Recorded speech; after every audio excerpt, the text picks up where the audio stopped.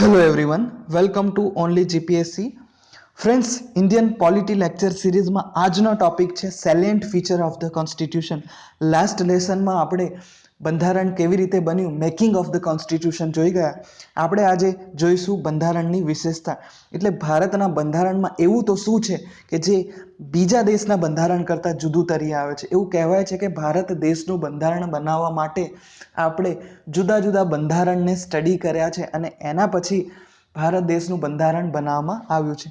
તે છતાં આપણે અમુક વિશેષતા એવી છે કે જે બીજા બંધારણ કરતાં, બીજા દેશના બંધારણ કરતાં જુદું તરી આવે છે. તો આપણે જોઈએ બંધારણની વિશેષતા. ફર્સ્ટ છે friends, lengthiest written constitution. Friends, constitution બે પ્રકારના હોય, બંધારણ બે પ્રકારના હોય. એક તો રિટન હોય છે અને એક અનરિટન હોય છે. અમેરિકન કોન્સ્ટિટ્યુશન જે છે એ રિટન કોન્સ્ટિટ્યુશન છે, જ્યારે બ્રિટિશ કોન્સ્ટિટ્યુશન જે છે એ અનરિટન કોન્સ્ટિટ્યુશન છે એવું કહેવામાં આવે છે. હવે ભારત દેશનું જે બંધારણ છે એને લેન્ધીએસ્ટ કેમ કહેવામાં આવે છે, એના પાછળનું કારણ છે કે એની અંદર તમામે તમામ વસ્તુ ડિટેલ્ડની અંદર એલાબરેટ કરવામાં આવી છે. એટલે ભારત દેશના બંધારણને ડિટેલ્ડ ડોક્યુમેન્ટ પણ કહેવામાં આવે છે. હવે આટલું મોટું જે બંધારણ જે બનાવવામાં આવ્યું એને લેન્ધીએસ્ટ રિટન કોન્સ્ટિટ્યુશન કેમ કહેવામાં આવે છે, એની અંદર અમુક ફેક્ટર્સ છે. કયા ફેક્ટર્સ? એક તો જિયોગ્રાફિકલ ફેક્ટર છે કે ભારત દેશ મોટો દેશ છે, એની અંદર વિવિધતા જોવા મળે છે. લેંગ્વેજ છે, કાસ્ટ છે, કલ્ચર છે, રિલિજન છે, આ તમામ વસ્તુનો સમાવેશ થાય છે. પછી બીજું છે હિસ્ટોરિકલ પર્સપેક્ટિવ છે, હિસ્ટોરિકલ ફેક્ટર છે. આપણે ઘણી બધી વસ્તુ જે છે એ ગવર્મેન્ટ ઓફ ઇન્ડિયા એક્ટ 1935માંથી લેવામાં આવી છે, કેમ કે એનાથી આપણે માહિતગાર હતા, એ પ્રમાણે આપણું સિસ્ટમ ચાલતું હતું. એટલે ઘણી બધી વસ્તુ ભારતના બંધારણની અંદર એ ગવર્મેન્ટ ઓફ ઇન્ડિયા એક્ટ 1935 પ્રમાણે ઉમેરવામાં આવી છે. બીજું છે કે સિંગલ કોન્સ્ટિટ્યુશન છે સેન્ટર અને સ્ટેટ માટે, એ પણ એક એનું વિશેષતા છે. એની સાથે સાથે આપણે જોઈએ છે કે જે લીગલ એક્સપર્ટ છે એનું ભારતના બંધારણની અંદર ડોમિનન્સ જોવા મળે છે. તો આ બધા ફેક્ટર્સના કારણે જે ભારતનું બંધારણ છે લેન્ધીએસ્ટ રિટન કોન્સ્ટિટ્યુશન કહેવામાં આવે છે. બીજું છે friends, drone from various sources. આપણે હમણાં જ ચર્ચા કરી કે ભારત દેશના બંધારણની વિશિષ્ટતા એ છે કે આપણે જુદી જુદી જગ્યાઓ પરથી જુદી જુદા દેશના બંધારણને સ્ટડી કર્યા પછી ભારત દેશનું જે બંધારણ છે એ આપણે બનાવવામાં આવ્યું છે. ડૉક્ટર BR આંબેડકરે એવું કીધું છે કે બધા બંધારણને જોવું અને ચકાસવું એ કોઈ ખોટી વસ્તુ નથી. એટલે ભારત દેશનું બંધારણ બનાવવા માટે આપણે એવું કહી શકીએ કે ઓલમોસ્ટ બંધારણના ઘડવૈયાઓ 60 જેટલી કન્ટ્રીના બંધારણને રિફર કર્યા હતા, સ્ટડી કર્યા હતા અને એના પછી ભારત દેશના બંધારણને બનાવવામાં આવ્યું હતું. હવે એને ત્રણ રીતે આપણે ડિસ્ક્રાઇબ કરી શકીએ ભારત દેશના બંધારણને. એક તો સ્ટ્રક્ચરલ પાર્ટ, એટલે કે બંધારણનું જે ખાખું છે એ ગવર્મેન્ટ ઓફ ઇન્ડિયા એક્ટ 1935 પ્રમાણે લીધેલું છે. એક છે ફિલોસોફિકલ પાર્ટ, એટલે ફંડામેન્ટલ રાઇટ્સ છે, DPSP જે વસ્તુ છે એ આપણે બીજા દેશમાંથી લીધું છે, તો એ જે વસ્તુ છે એ ફિલોસોફી દર્શાવે છે. અને ત્રીજું પાર્ટ જે છે એ છે પોલિટિકલ પાર્ટ, એટલે ભારત દેશનું બંધારણ કઈ રીતે કાર્ય કરશે. તો જે પોલિટિકલ પાર્ટ જે છે એ આપણે બ્રિટિશ કોન્સ્ટિટ્યુશનમાંથી ઇન્સ્પાયર થઈને આપણે લીધેલું છે. એની સાથે સાથે આપણે ઘણી બધી એવી વસ્તુ છે કે જે USSR, Germany, Japan, south Africa ત્યાંથી આપણે લીધેલું છે. એટલા માટે એને કહેવામાં આવે છે કે Indian constitution is drawn from various sources. Third છે friends, blend of rigidity and flexibility. Bharat દેશનું જે બંધારણ છે એ રિજિડિટી એટલે જડતા અને ફ્લેક્સિબિલિટીનું શું છે, મિશ્ર છે. એવું કેમ કહેવામાં આવે છે? કારણ કે આપણે જોઈએ છીએ કે રિજિડિટી એટલે કે બંધારણમાં ફેરફાર કરવો એ ખૂબ જ અઘરી વસ્તુ છે. અમેરિકાના બંધારણમાં જો ચેન્જીસ કરવા હોય તો એ વસ્તુ બહુ જ અઘરી છે. જ્યારે ફ્લેક્સિબિલિટીની વાત કરીએ તો બ્રિટિશ જે કોન્સ્ટિટ્યુશન છે એની અંદર જો બદલાવ લાવવાના હોય, ચેન્જીસ લાવવાના હોય તો એ બહુ compare to American constitution A easy છે. તો ભારત દેશે જે અપનાવ્યું છે એ શું અપનાવ્યું છે કે blend of rigidity and flexibility, એટલે રિજિડિટી અને ફ્લેક્સિબિલિટીનું મિક્સ ભારત દેશે અપનાવ્યું છે. એટલે ભારત દેશની અંદર જે 368 આર્ટિકલ જે આપેલો છે જેના દ્વારા બંધારણની અંદર સુધારો કરી શકાય છે. તો અમુક આર્ટિકલ જે છે, અમુક એવી વસ્તુ જે છે એ સ્પેશિયલ મેજોરિટી હોય તો જ પસાર કરી શકાય. એટલે અમુક જે છે, અમુક બંધારણના જે પ્રોવિઝન છે એ રિજિડ છે, જ્યારે અમુક બંધારણના એવા પણ પ્રોવિઝન છે કે એ સિમ્પલ મેજોરિટીથી પાસ કરી દેવામાં આવે છે. એટલા માટે એને બ્લેન્ડ ઓફ રિજિડિટી અને ફ્લેક્સિબિલિટી કહેવામાં આવે છે. પછી ચોથું છે federal system with unitary bias. Friends, federal system એટલે શું? ભારત દેશની અંદર ફેડરલ સિસ્ટમ અપનાવવામાં આવી છે, પણ ફેડરલ શબ્દ કોઈ પણ જગ્યાએ એનો ઉપયોગ કરવામાં આવ્યો નથી.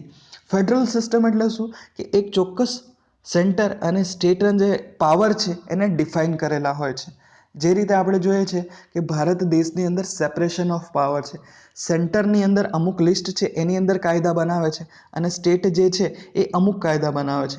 એટલે એ શું છે? એને આપણે ફેડરલ સિસ્ટમ કહીએ છીએ. પણ ભારત દેશની જે ફેડરલ સિસ્ટમ છે એ બીજા દેશ કરતાં જુદી છે. કેમ?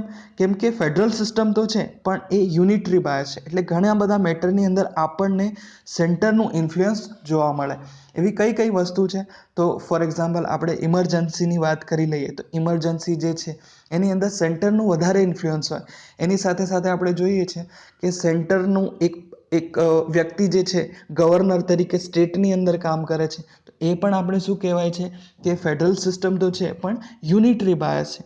એટલે સેન્ટરનું કોઈક ના કોઈક રીતે આપણને સ્ટેટની અંદર એનો હાથ જોવા મળે છે.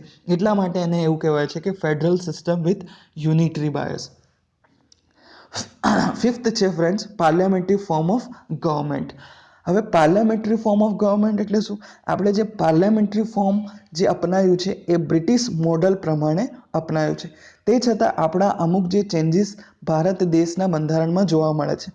આપણે એક્ઝેક્ટલી જે બ્રિટિશરોએ જે અપનાવ્યું છે એવું ભારત દેશમાં જોવા મળતું નથી. ફોર એક્ઝામ્પલ કે બ્રિટિશની અંદર શું છે કે હેડ ઓફ ધ સ્ટેટ જે હોય છે એ મોનાર્કી પ્રમાણે જોવા મળે છે. મોનાર્કી એટલે શું? કે એ વંશ પરંપરાગત રીતે જોવા મળે છે. જ્યારે ભારત દેશનો જે હેડ ઓફ ધ સ્ટેટ છે એટલે જે પ્રેસિડેન્ટ જે છે એ ઇલેક્ટેડ હોય છે. એટલે કે ભારતની અંદર એ વંશ પરંપરાગત નહીં પણ એમની ચૂંટણી થાય છે અને એના પછી એમને સિલેક્ટ કરવામાં આવે છે. પાર્લામેન્ટરી ફોર્મ ઓફ ગવર્મેન્ટ એટલે શું ફ્રેન્ડ્સ? પાર્લામેન્ટરી ફોર્મની અમુક વિશેષતાઓ છે, અમુક લાક્ષણિકતાઓ છે. ફોર એક્ઝામ્પલ કે આપણને રિયલ એક્ઝિક્યુટિવ પણ જોવા મળે છે અને નોમિનલ એક્ઝિક્યુટિવ પણ જોવા મળે છે. નોમિનલ એક્ઝિક્યુટિવ એટલે પ્રેસિડેન્ટ અને રિયલ એક્ઝિક્યુટિવ એટલે પ્રધાનમંત્રી. એટલે આપણે જોઈએ છે કે જે ચૂંટાઈને આવે છે અને કાઉન્સિલ ઓફ મિનિસ્ટરને જે હેડ કરે છે એને આપણે રિયલ એક્ઝિક્યુટિવ કહેવાય છે. કે તમામ જેટલા પણ ડિસિઝન છે એ ભલે પ્રેસિડેન્ટના નામ પરથી લેવાતા હોય છે પણ એના પાછળનું જે મેઇન ફેસ હોય છે એ કોણ હોય છે? PM હોય છે. એની સાથે સાથે આપણે જોઈએ છે પાર્લામેન્ટરી ફોર્મ ઓફ ગવર્મેન્ટની વિશેષતા એ છે કે લેજિસ્લેચર અને એક્ઝિક્યુટિવનું જે છે એ કોઓર્ડિનેશન જોવા મળે છે. જ્યારે અમેરિકામાં શું છે કે લેજિસ્લેચર અલગ હોય છે અને એક્ઝિક્યુટિવ અલગ હોય છે. એની અંદર એકબીજાની અંદર દખલ અંદાજી હોતી નથી. જ્યારે ભારત દેશની અંદર એને રિસ્પોન્સિબલ ગવર્મેન્ટ કહેવામાં આવે છે. કારણ કે જો લેજિસ્લેચરમાં અમુક કાર્ય એક્ઝિક્યુટિવ દ્વારા પરફોર્મ કરવામાં ના આવે તો ત્યાં લેજિસ્લેચર હોય છે એ ક્વેશ્ચન આરની અંદર એ લોકોને પ્રશ્ન પૂછી શકે છે.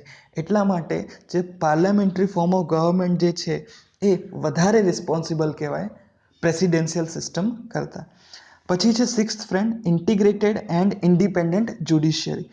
હવે ભારત દેશની જે જ્યુડિશિયરી સિસ્ટમ છે એ ઇન્ટિગ્રેટેડ છે અને ઇન્ડિપેન્ડન્ટ છે, સ્વતંત્ર છે. ભારત દેશની અંદર દરેક ઓર્ગનનું કાર્ય જુદું જુદું હોય છે. એટલે ગવર્મેન્ટના જુદા ઓર્ગન છે. લેજિસ્લેચર છે, એનું કાર્ય કાયદા બનાવવાનું, એક્ઝિક્યુટિવનું અમલ કરાવવાનું અને જ્યુડિશિયરીનું કાર્ય શું છે કે ભાઈ કાયદા જે કોન્સ્ટિટ્યુશન પ્રમાણે બનાવ્યા છે કે નહીં એ જોવાનું જે કાર્ય છે એ કોનું છે? જ્યુડિશિયરીનું. તો ભારત દેશની જે જ્યુડિશિયરી છે એ ઇન્ડિપેન્ડન્ટ છે, ઇન્ટિગ્રેટેડ છે. ઇન્ટિગ્રેટેડ એટલે શું? એ ટોપ ટુ બોટમ અપ્રોચ ફોલો કરે છે. એટલે એટ ધ ટોપ લેવલ આપણે જોઈએ છે સુપ્રીમ કોર્ટ, એના નીચે આપણે જોઈએ છે હાઈકોર્ટ અને એના નીચે આપણે જોઈએ છે લોઅર કોર્ટ્સ. એ પ્રમાણે આપણે એને કહીએ છીએ કે ઇન્ટિગ્રેટેડ જ્યુડિશિયરી સિસ્ટમ. એટલે ભારત દેશની અંદર જે કાયદા સુપ્રીમ કોર્ટ દ્વારા એને પરખવામાં આવે છે એ જ કાયદા લોઅર કોર્ટની અંદર પણ જોવામાં આવે છે. એટલે આ પ્રમાણે જે એને કહેવાય છે ઇન્ટિગ્રેટેડ જ્યુડિશિયરી. પછી આપણે જોઈએ છે ફંડામેન્ટલ રાઇટ્સ, એટલે ભારત દેશના નાગરિકોને અમુક મૂળભૂત અધિકારો આપવામાં આવ્યા છે, એ પણ આપણા બંધારણની વિશિષ્ટતા છે. તો પ્રશ્ન પૂછવામાં આવે કે ફંડામેન્ટલ રાઇટ્સનો જે આઈડિયા છે, જે કોન્સેપ્ટ છે, એ આપણે યુએસએ થકી લેવામાં આવ્યો છે. એના પછી છે directive principal of state policy. DPSP જે છે ફ્રેન્ડ્સ, એ આયરિશ કોન્સ્ટિટ્યુશનમાંથી આપણને જોવા મળે છે બંધારણની અંદર. એના પછી છે ફંડામેન્ટલ ડ્યુટીઝ. ફંડામેન્ટલ ડ્યુટીઝનો હાલમાં મેં એક લેક્ચર બનાવ્યો હતો, એ પણ જોઈ શકો છો કે ભારત દેશની અંદર ફંડામેન્ટલ રાઇટ્સની સાથે સાથે ફંડામેન્ટલ ડ્યુટીઝ પણ છે. ભારતના નાગરિક તરીકે તમારી અમુક ફરજો બને છે. પછી છે સેક્યુલર સ્ટેટ. ભારત દેશ જે છે એ સાંપ્રદાયિક નથી પણ બિન સાંપ્રદાયિક દેશ છે. ફ્રેન્ડ્સ, આ જે સેક્યુલર જે શબ્દ છે એ ભારતના બંધારણમાં જ્યારે બંધારણ અમલમાં આવ્યું ત્યારે નહોતું, પરંતુ 42nd કોન્સ્ટિટ્યુશનલ અમેન્ડમેન્ટ એક્ટ દ્વારા 3 શબ્દો ઉમેરવામાં આવ્યા હતા. એમાંથી એક શબ્દ જે છે એ છે સેક્યુલર. એટલે ભારત દેશની અંદર તમામ ધર્મને ફોલો કરતા લોકો રહી શકે છે અને એમને એમનું ડેવલપમેન્ટ કરવાની એટલું જ ફ્રીડમ છે જેટલું બીજાને. એટલે ભારત દેશ એ બિન સાંપ્રદાયિક દેશ છે. પછી છે ફ્રેન્ડ્સ યુનિવર્સલ એડલ્ટ ફ્રેન્ચાઇઝ. એટલે ભારત દેશની અંદર જે પણ વ્યક્તિ પહેલાં ઉંમર જે છે 21 વર્ષ હતી, હવે જે છે એ 18 વર્ષ કરવામાં આવી છે, તો એમને વોટ આપવાનો જે અધિકાર છે એને યુનિવર્સલ એડલ્ટ ફ્રેન્ચાઇઝ કહેવામાં આવે છે. એટલે 18 વર્ષથી ઉપરની જેટલી પણ વ્યક્તિ છે એને વોટ આપવાનો અધિકાર છે. એ પણ શું છે? બંધારણની એક વિશિષ્ટતા છે.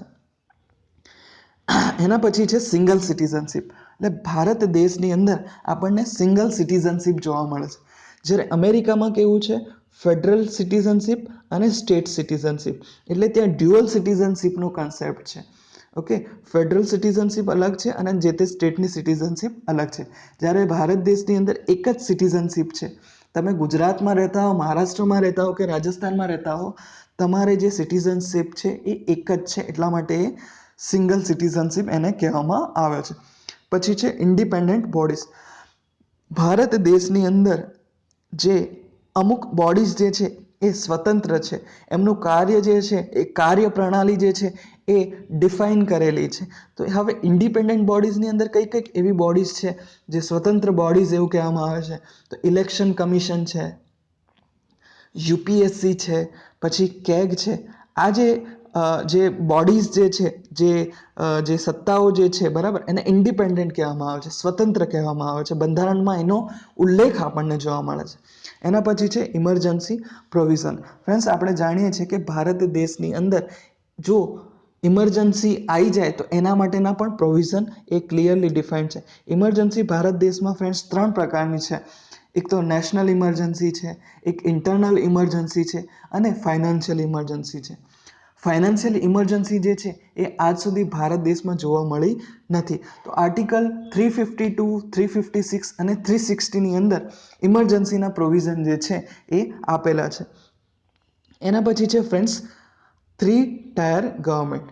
એટલે જે ભારત દેશમાં પંચાયતી રાજ સિસ્ટમ જે જોવા મળે છે એને આપણે 3 ટાયર ગવર્મેન્ટ કહીએ છીએ. એટલે બંધારણ અમલમાં આવ્યું ત્યારે આ સિસ્ટમ હતું, 3 ટાયર ગવર્મેન્ટ સિસ્ટમ હતું નહીં, પરંતુ 73rd અમેન્ડમેન્ટ એક્ટ અને 74th અમેન્ડમેન્ટ એક્ટ દ્વારા આ જે 3 ટીયર ગવર્મેન્ટની જે સિસ્ટમ છે એ લાગુ કરવામાં આવી. તો ફ્રેન્ડ્સ, આજે આપણે જોઈ ગયા બંધારણની વિશિષ્ટતા. ભલે ભારત દેશનું બંધારણ છે એ જુદા જુદા દેશના બંધારણને ખંગાલ્યા પછી બનાવેલું છે, તે છતાં એ એક્ઝેક્ટલી એવુંનું એવું એ ભારતનું બંધારણ બનાવવામાં આવ્યું નથી. ભારતના લોકો પ્રમાણે એવું કહેવાય કે બંધારણના ઘડવૈયાઓ દ્વારા આ બંધારણને બનાવવામાં આવ્યું છે. ઓકે ફ્રેન્ડ્સ, તો આજે આપણે જે વિશિષ્ટતા છે એ જોઈ ગયા. જો તમને અમારો આ ઇનિશિયેટિવ ગમ્યો હોય તો you can like our channel, you can subscribe our channel. Thank you so much.